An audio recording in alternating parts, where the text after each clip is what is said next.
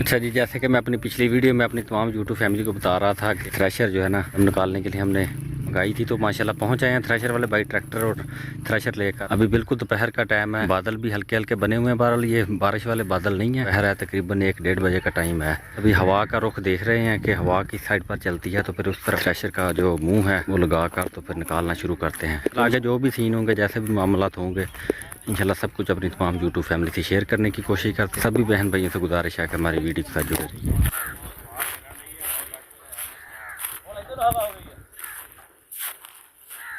इधर बनता जिधर को हवा का रुख बनता है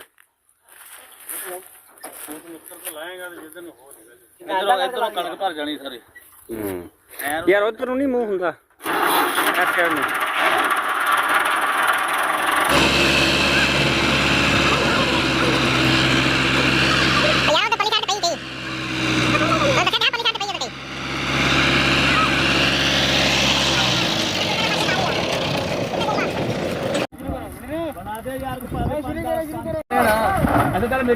सारे यूट्यूबर इकट्ठे हो गए इतने भाई,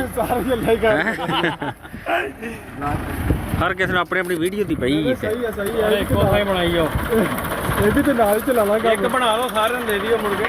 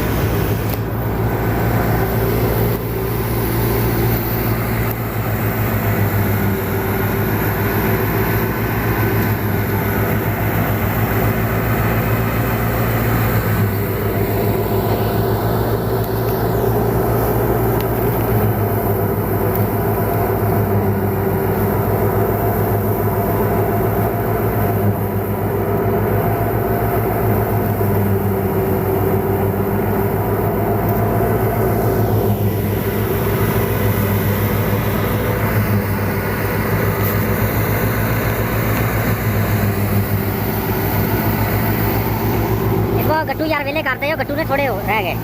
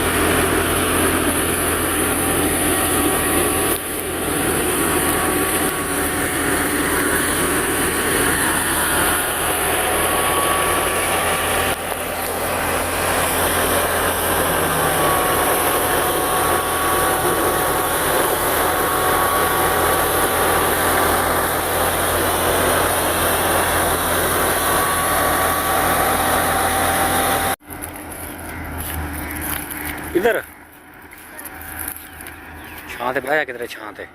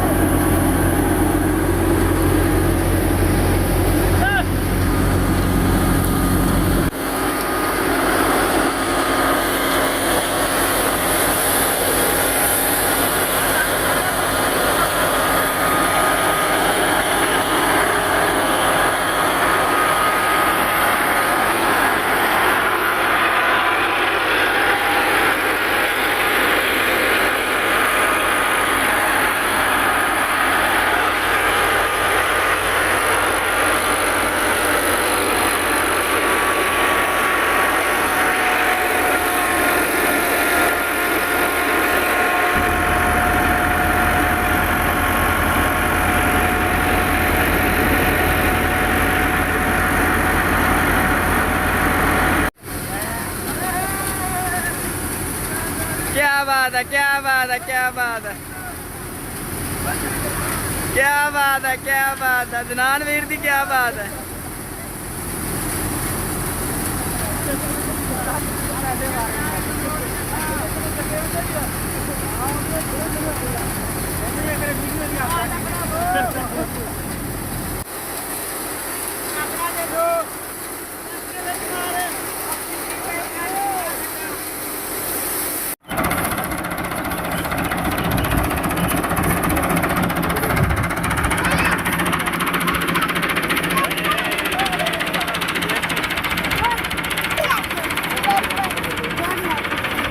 ਗੱਟੂ ਭਰੋ ਨਾ ਉਰੇ ਆਓ ਨਾ ਯਾਰ ਭਾਈ ਉਹ ਦਾਣੇ ਮੈਨੂੰ ਕਿੱਥੇ ਚਾਹੀਦੇ ਆ ਗੱਟੂ ਭਰੋ ਆ ਜਿਹੜੇ ਆ ਵੀ ਗੱਟੂ ਉਹ ਤਸਲਾ ਲਿਆ ਆ ਪਿੱਛੇ ਜਾ ਪਤਾ ਯਾਰ ਬੋਰਾ ਭਰ ਲੈਂਦੇ ਭਾ